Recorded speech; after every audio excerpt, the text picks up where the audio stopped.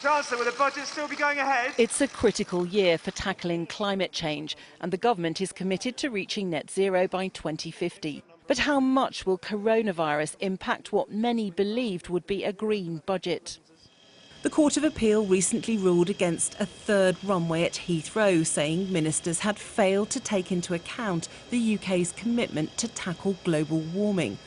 Now campaigners say the government should put its money where its mouth is, and if it doesn't, they'll sue the Prime Minister. So this is our letter before claim or letter before action. They've launched similar legal action to Heathrow, challenging the government's energy policies, including plans for a new gas power plant at Drax in North Yorkshire.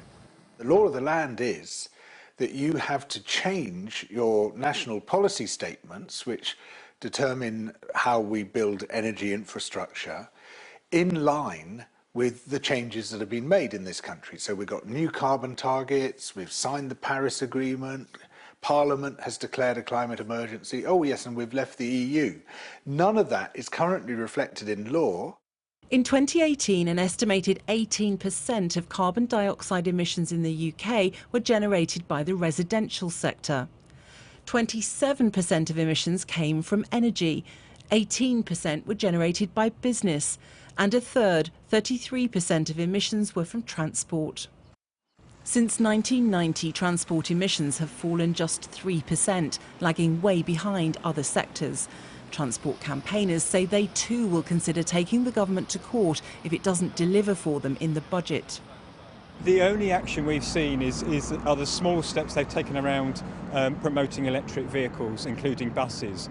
But we haven't seen the big steps that are needed, like tackling fuel duty frees, tackling the road building programme, and investing significantly in proper cycling facilities and much better buses. What do we want? Climate justice! Others believe a fight in the courts isn't the way to secure greater climate commitments. I think it's a useful strategy, but I think it might risk derailing a government that's already making progress on climate change.